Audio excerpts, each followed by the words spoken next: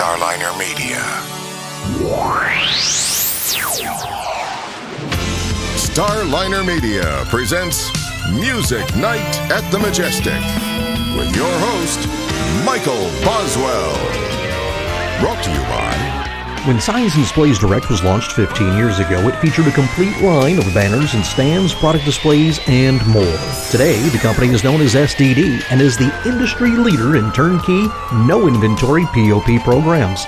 SDD has expanded into branding programs for both corporate and private label, as well as consulting services for retail showroom design and more. Visit sdd-us.com. That's sdd-us.com.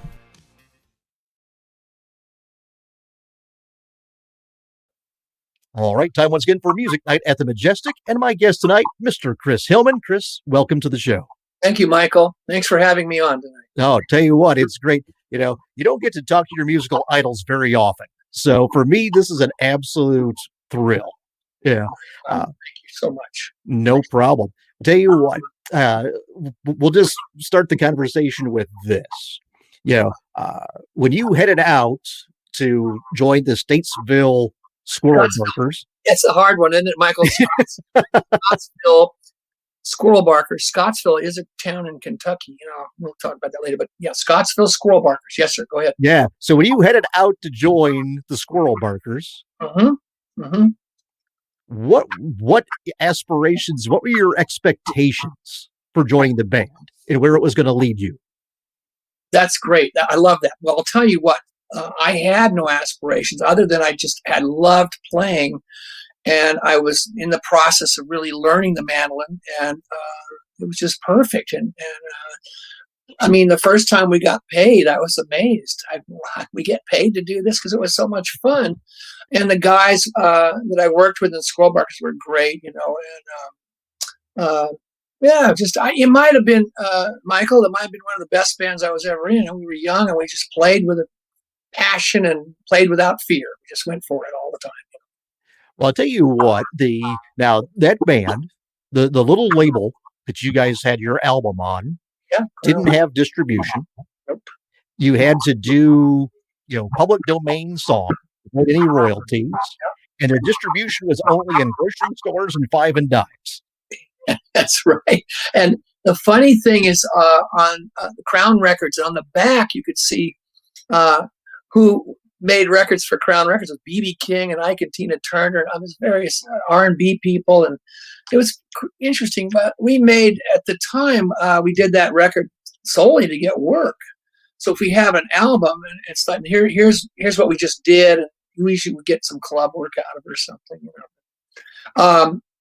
Interestingly enough, it was picked up by Ace Records in England. God knows how they did that.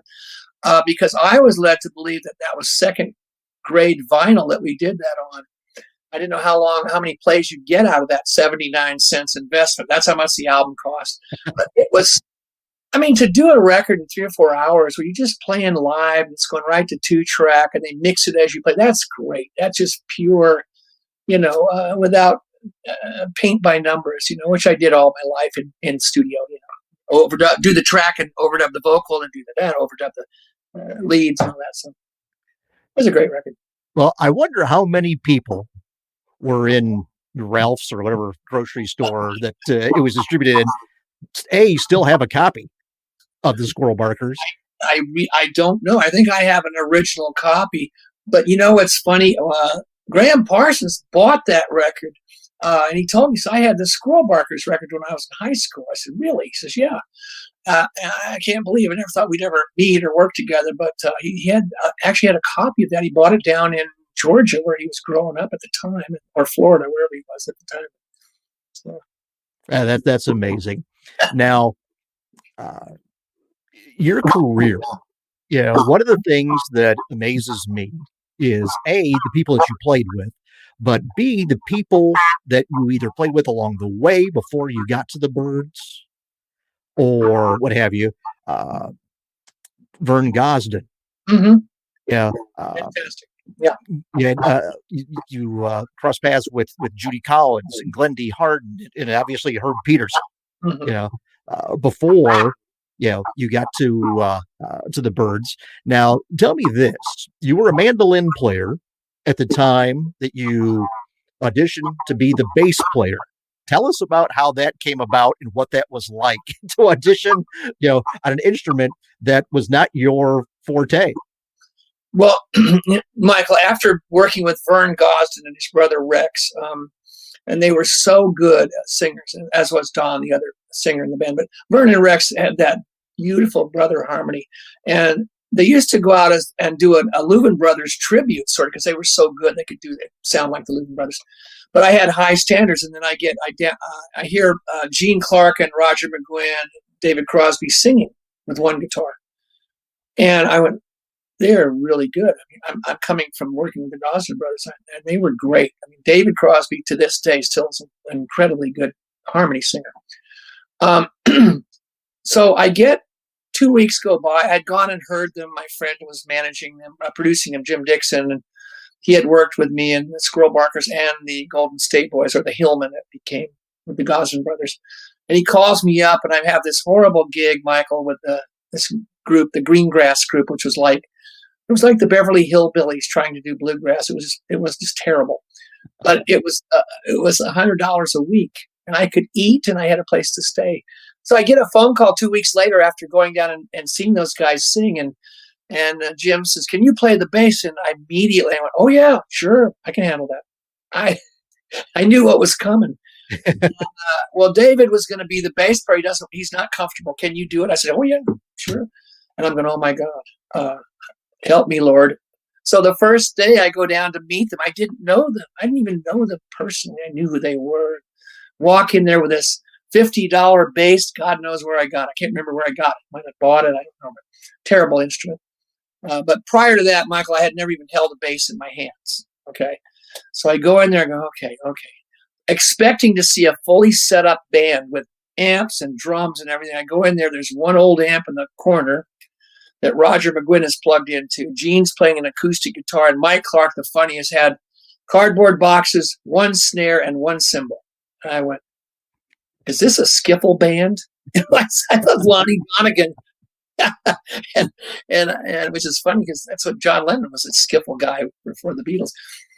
But I went, okay. So I plug into the amp with Roger, and we start playing. We get to know each other, and I realized then, I said, "Wow, we're all coming out of folk music. We're literally plugging into the wall and going to another level of music here." Roger, being the most seasoned player, was inspirational in that fact. I listened to him, and I would play off of his 12-string playing until I finally figured out something to do decent with the bass. But originally I wasn't quite sure. I was sort of dealing with the bass as if it was a bluegrass guitar, a bluegrass rhythm guitar. But I figured it out eventually. And the Byrds, I guess the best thing about the Byrds, we didn't have a blueprint, and we created a sound. We just created a sound based on our background of folk music, bluegrass for me, and that. So it was great. I was a really lucky guy. Michael, I asked Roger a couple months ago. I said, "Hey, I got to ask you something, Roger." I said, "How many guys did you call for that job?" 27. He says, "No, you were the one. We called you. You were the only guy, and you were the guy that fit the deal. It was perfect." Wow. It worked. I said, "Okay, oh great." I said, "After 55 years, I don't have to worry." It was just a funny thing we were talking about, because we get together usually weekly and have funny talks about the old days and the Byrds and everything. I'll tell you what, in your new memoir, Time Between My Life as a Byrd, Burrito Brother and Beyond, you talk about the early days of the band. And perspective is a funny thing, because now the Byrds are held in such reverential terms, but you guys really built it from scratch. And in there you talk about how you played a high school assembly at noontime. Yeah.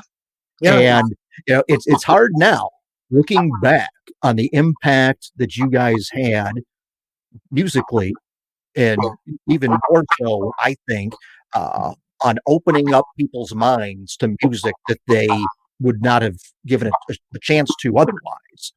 But it's hard to picture that band playing a high school assembly. You worked where you could. It's like just the Squirrel Barkers. We worked where we could. with all in the realm of decency and integrity. But yeah, we did a high school assembly. There were so many people that were in that audience that were in high school. It was at Fairfax High School in Los Angeles.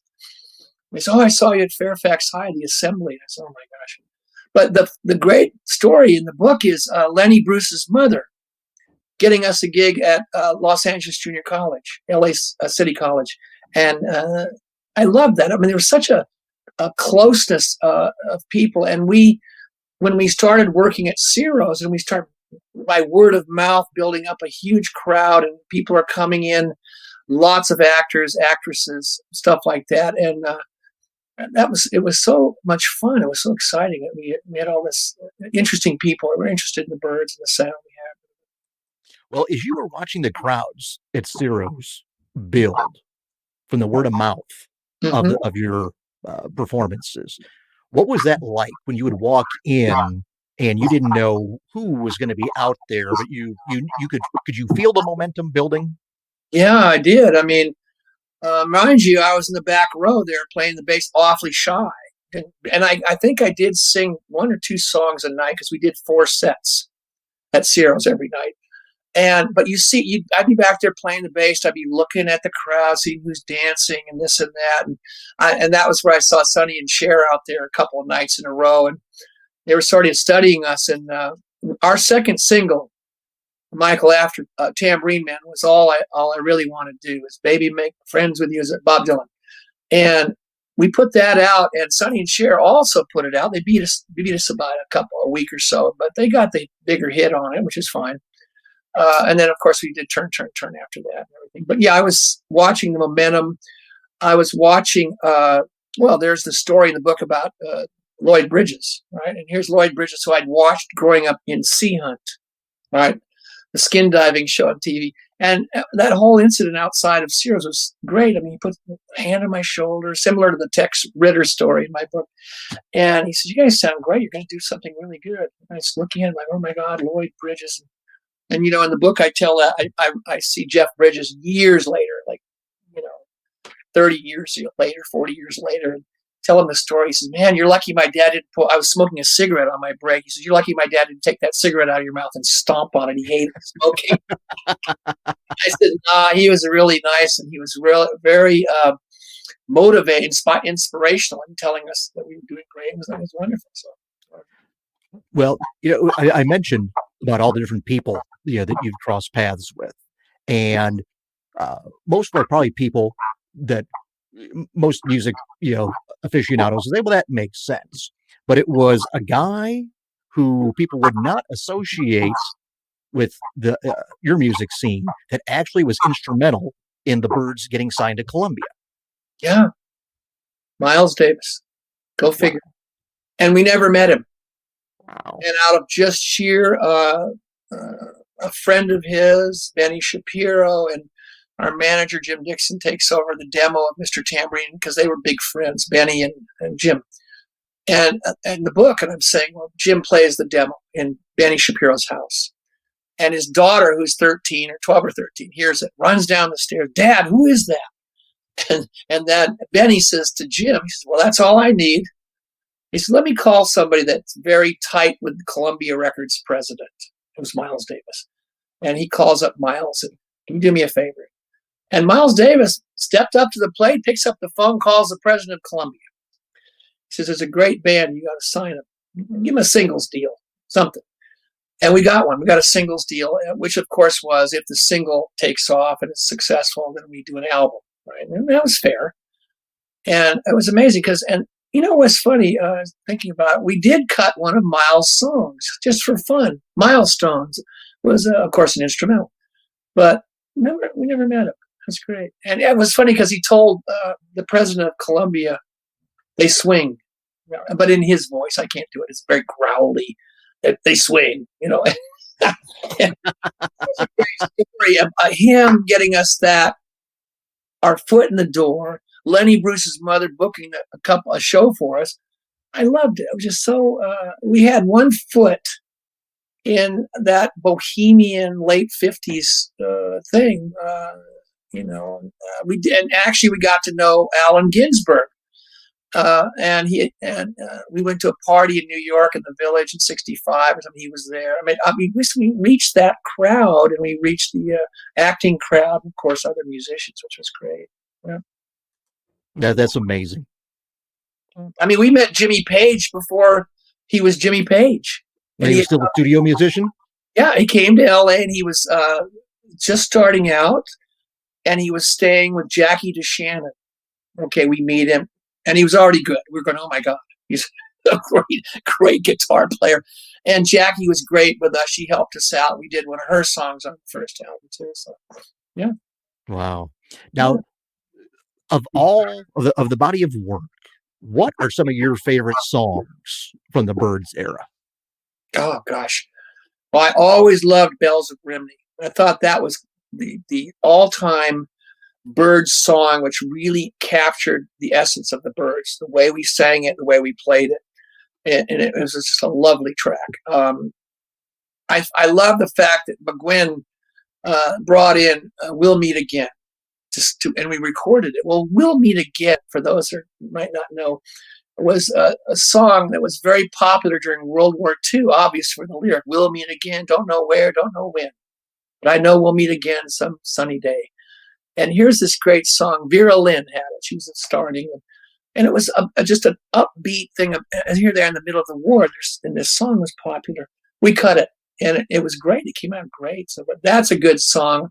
I think Turn, Turn, Turn is the Byrds song, signature song, as far as people remembering the Byrds on the radio. Or that, I think Turn, Turn, Turn would be it. But I love the old songs. I'm getting off on a long tangent, but I love the old songs we did on the first album. They were very almost Beatlesque in the way they were constructed, the way Gene wrote them, Roger wrote some. But that was great stuff. I think that was the era that really caught Tom Petty, was that first album, 1965. And he emulated us, but he took it way, way up the scale, as far as, no pun intended, but he took it way up there as far as what he learned, and which I always thought that when you start out as a musician, you emulate and then you innovate. That's the goal, is to get the gist of what the old people before you had done, and then take it and make it yours and add your signature to it. So, which is what Tom did. Yeah, now there's a couple of songs that people have misconstrued the meaning behind them. 8 Miles High, for one. And tell us, what the song's really about. What the song is really about is us flying to England in August of 1965 on our first tour of England. And Gene really was the architect of that song. Roger and David did co-write it with him, but he was trying to capture the height, the altitude of an airplane in footage. It came out to 7 miles high. This is a great story. And 7 miles high didn't work. So I think somebody changed it to 8 miles high. So he took liberties with the actual equaling the footage altitude in feet, right? And into mileage. So it became 8 miles high. Okay, it was about us going to England, round the square, huddled in blah, blah. And the lyric was, here's London, England in August, and it's raining and it's overcast, and we're California boys. And we're going, what's going on here? Why is it in the summer? And so Gene and Roger and David described that so well. Strange town we're going to. I'm not able to quote the lyrics verbatim right now, but it had nothing to do with drugs. It was climbing up the charts. And there was a music tip sheet that would go out to all the big stations on songs that had been released or that were on the radio now. And this particular gentleman decided 8 Miles High was about drugs, and we lost our climb in the charts. We had a bullet going up towards top 10, and we lost it because of that. It was so far removed from that. I mean, never had there's nothing about drugs in that at all. I don't know about another song. That's the only one I can think of it. Well, as I say, you mentioned Tom Petty. He covered "So You Want to Be a Rock and Roll Star." Yes, he did. Which a lot of people thought that you were kind of casting aspersions on the Monkees. But that wasn't the case. Not really. It wasn't. I mean, those guys were nice guys, and hey, more power to them. It was. I think it was more like it was like we felt it was. Here we are. I was about 22 years old. Roger was 24. We're already spinning our wheels. Been around the block a few times, but it's like it was sort of a contrived version of Hard Day's Night on a weekly basis. But it wasn't about against the Monkees as much as just maybe it was becoming a little bit too slick, the idea of a band and all that. But hey, whatever. It didn't hurt anybody. Certainly didn't hurt them, and on we go, Well, the song's still being played today, so I'm going to say everything worked out okay. Did. That was another one that I loved. Michael, we go from covering early on Bob Dylan then to doing 8 Miles High, and So You Want to Be a Rock and Roll Star. That were great tracks. They were just smoking. We'd really learned how to play. And we really developed a sound by then. It was great. Yeah, well, tell you what, moving on, given the time constraints that we have here, after leaving the Byrds, you then founded the Flying Burrito Brothers with Graham. Mm-hmm. That first album is absolutely stunning. Thank you very much. And again, from my perspective, you took what you had accomplished with the Byrds one step further in incorporating more roots music, if you will. That's right. Yeah, with it, which in turn, I think, expanded people's acceptance of country and bluegrass and what have you. People who would not have otherwise thought that it was cool. You made it cool. And you know what? They had a little bit of a preview, not only from us, our second album when we did Porter Wagner's song, Satisfied Mind, but also everybody had heard the Beatles do Act Naturally, Buck Owens' song, and I've Just Seen a Face. And that's where straight out 2/4 grooves. It was like I've Just Seen a Face was like a bluegrass groove, a straight 2/4 time, like I said. So they'd already had that out, and yeah, it wasn't a stretch for us coming out of folk music.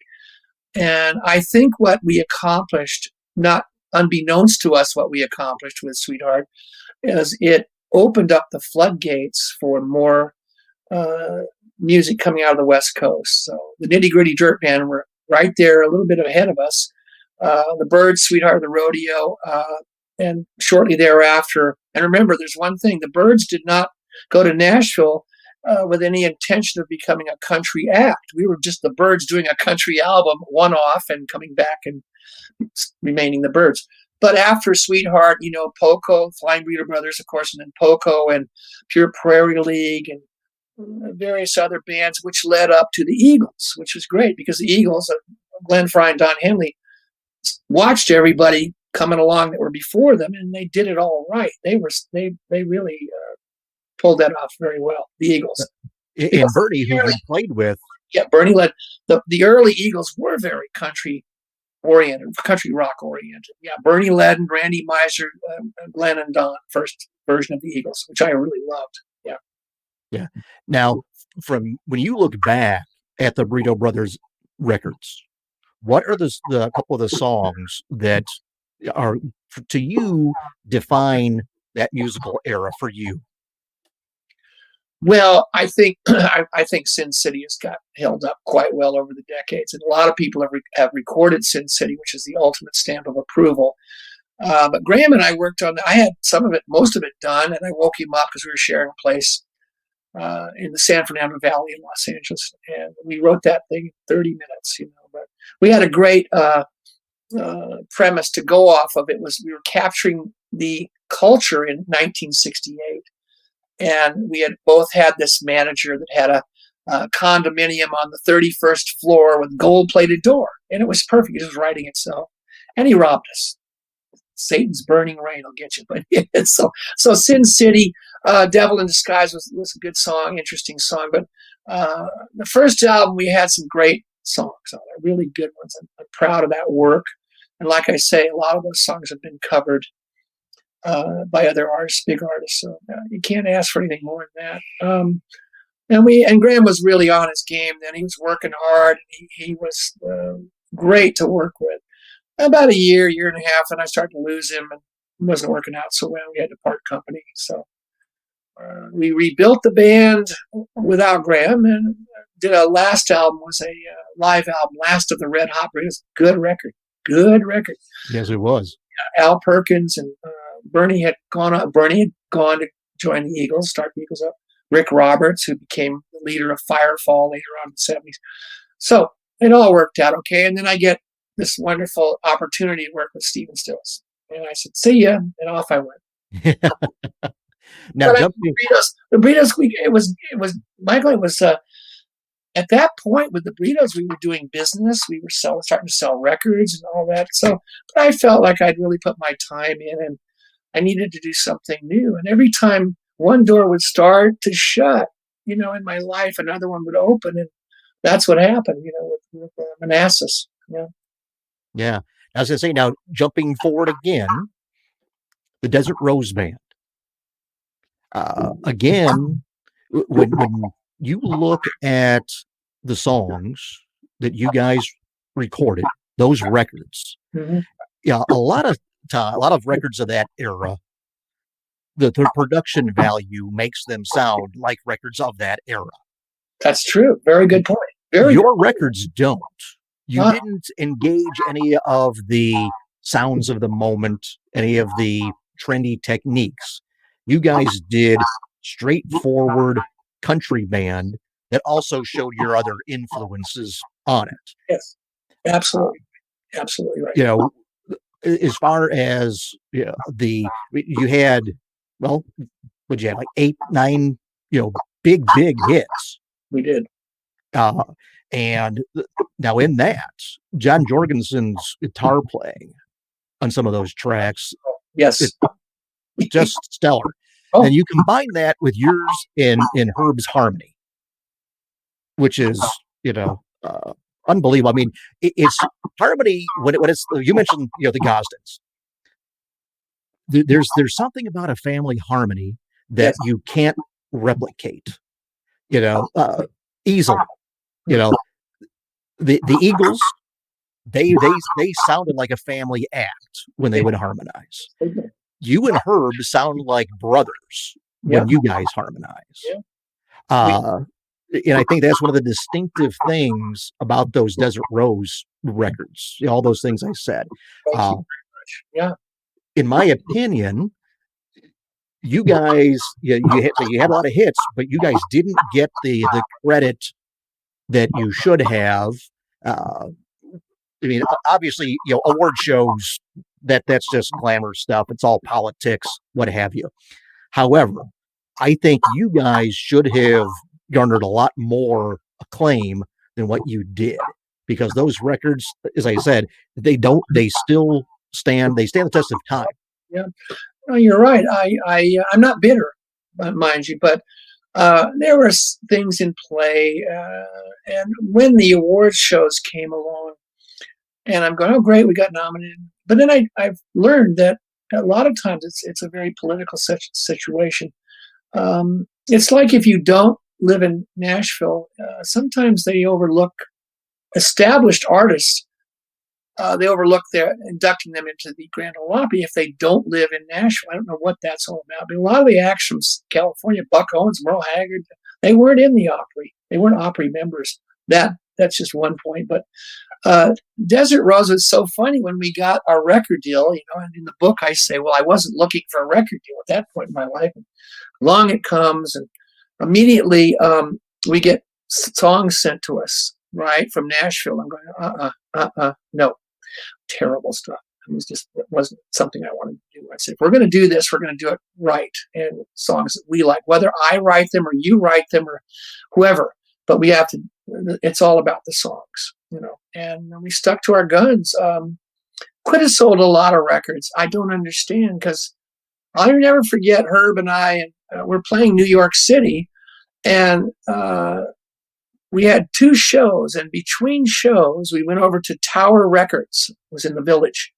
We had a song number 2 on the charts. I believe it was I Still Believe in You, and it went to number 1 on Billboard. And we go over to Tower Records and there's no Desert Rose albums. I go, wow, that's something you do when you don't have a hit single. You get mad at the record company for not putting your records in the store. We had the hit singles. So it's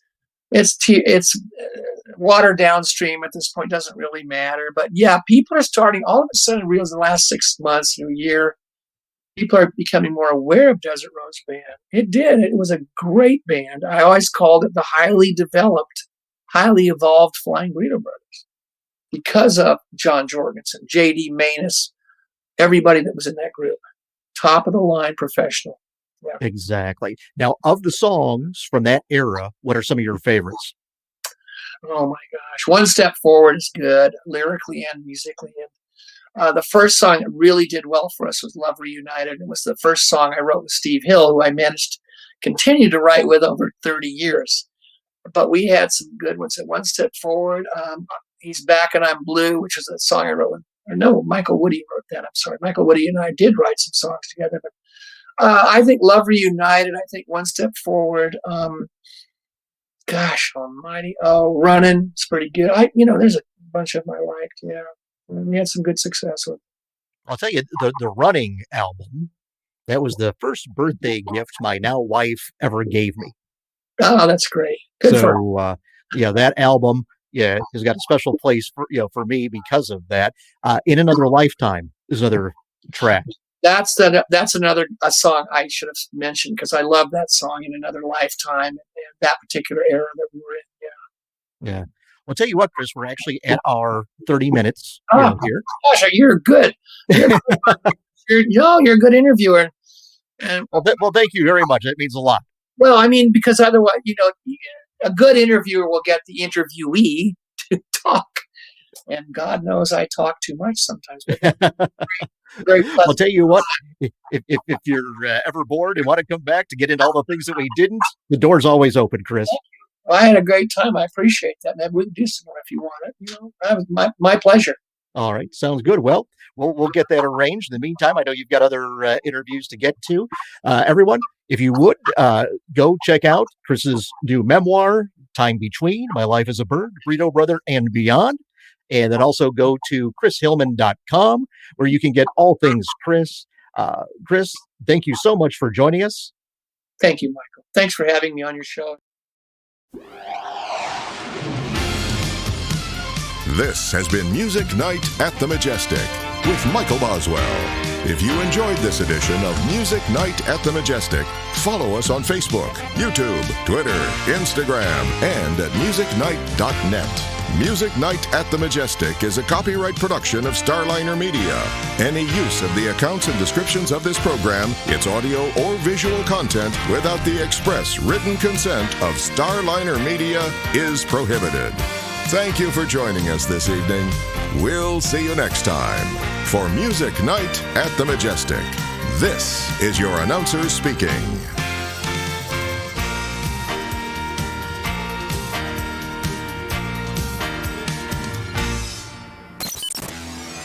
Starliner Media.